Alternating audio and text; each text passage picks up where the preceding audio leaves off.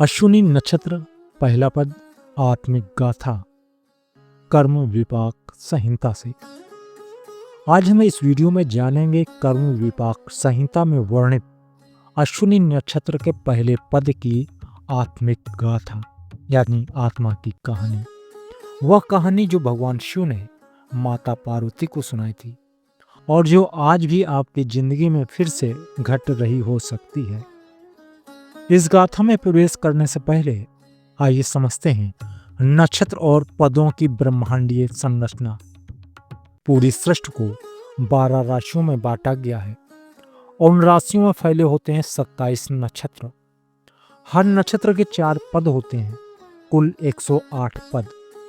ये 108 आत्मिक दरवाजे हैं जिनके माध्यम से आत्मा अपनी कार्मिक यात्रा तय करती है। ग्रह हमारे शरीर को प्रभावित करते हैं, लेकिन नक्षत्र हमारी आत्मा की दिशा तय करते हैं। अश्विनी नक्षत्र आत्मा का प्रवेश द्वार। यह सृष्टि का पहला नक्षत्र है, मेष राशि में स्थित है। इसका पहला पद 0 डिग्री से लेकर 3 डिग्री 20 कला तक फैला होता है। इसके देवता हैं अश्विनी कुमार, स्वर्ग के वैद्य और ग्रह स्वामी हैं केतु, जो रहस्य और पूर्व जन्म के कर्म संकेत देते हैं। इनका प्रतीक है घोड़ा, जो गति, साहस और स्वतंत्रता का प्रतीक होते हुए भी अस्थिरता दे सकता है। इस नक्षत्र का वृक्ष है कुचलाता, पॉइजन नट ट्री। आकर्षक बाहर से पर भीतर से विषैला। जैसे कई आत्माएं बाहर से धार्मिक दिखती हैं, लेकिन भीतर कार्मिक दोष छिपाए रहती हैं। इस पद में जन्मी आत्माएं तेज होती हैं पर भीतर बेचैनी रहती है। हर रिश्ते, हर कार्य, हर योजना की शुरुआत तीव्र होती है, लेकिन समय से पहले टूट जाती हैं। यह अधूरापन कोई दंड नहीं, बल्कि आत्मा को सीख देने का अवसर होता है।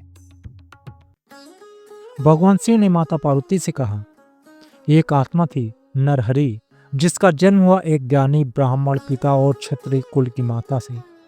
पिता में शांति थी, माता में शक्ति, लेकिन दोनों में संतुलन नहीं। भीतर विकार छिपे थे, बाहर धर्म का दिखावा। नरहरि बचपन से बेचैन था, जैसे कोई खालीपन जिसे भरने के लिए वह किसी भी सीमा तक जा सकता था।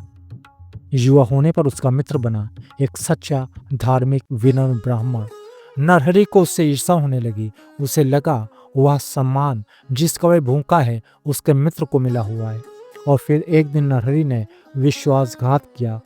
उसने अपने मित्र की हत्या कर दी। हत्या के बाद उसका धन लिया और फिर उसी धन से मंदिर बनवाया, यज्ञ कराए, दान दिए, ताकि समाज उसे धर्मात्मा समझे। लेकिन भगवान शिव कहते हैं, जिस दान की जड़ में पाप होता है वह पुण्य नहीं होता, वह आत्मा को और गहरा गिरा देता है। उस अपराध ने उसकी आत्मा में एक कंपन पैदा कर दिया जो जन्मों तक शांत नहीं हो सकता था। अगला जन्म अश्विनी नक्षत्र पहला पद। नरहरि की आत्मा अगले जन्म में इसी पद में आई। उसके पास सब कुछ था पर सुख नहीं, विवाह था पर स्नेह नहीं, शरीर में बीमारियां थी पर निदान नहीं। सबसे बड़ी पीड़ा संतान सुख का अभाव या गर्भ का न टिकना या जन्म के बाद हानि। यही फल था विश्वासघात का। ऐसी आत्मा को जन्म तो मिलता है, लेकिन सुख की अनुमति नहीं दी जाती। उसके जीवन में जो भी शुरुआत होती अधूरी रह जाती है। यह आदर्श से कर्म छाया होती है, जो आत्मा के स्वीकार करने तक पीछा नहीं छोड़ती। शास्त्र कहता है यह अधूरा कर्म और अस्वीकार हुआ पाप है। शिव द्वारा बताए गए प्रायश्चित ऐसी आत्माओं को उपाय तभी फल देते हैं जब वह भीतर से पाप स्वीकार करे। शिव ने कहा, जल स्रोत का निर्माण या संरक्षण कराएं। कुएं, तालाब, नहर, जल की धारा खोलने से कर्मों की रुकावट टूटती है। ब्राह्मण को निःशब्द भोजन दान, प्रचार के लिए नहीं, भीतर से स्वीकार के साथ। सत्य गुरु की सेवा जो आत्मा को आईना दिखाए, मंदिर का पुजारी नहीं, सच्चा मार्गदर्शक। संतान गोपाल मंत्र, विशेषकर संतान दोष वालों के लिए। रुद्राभिषेक, जिसमें जल से ज्यादा महत्व होता है सच्चे पछतावे के आंसू का। भगवान शिव कहते हैं, शिव पुष्प से नहीं सत्य से प्रसन्न होते हैं। अंतिम प्रश्न, क्या लगता है आपको आपकी पीड़ा सिर्फ किस्मत है। यह आपकी आत्मा की कोई अधूरी कहानी आपको संकेत दे रही है। अगर आपको अपना नक्षत्र और पद पता है, नीचे लिखिए। अगर नहीं पता, जन्म तिथि, समय और स्थान बताइए। हम बताएंगे कि आपकी आत्मा किस कथा से जुड़ी है।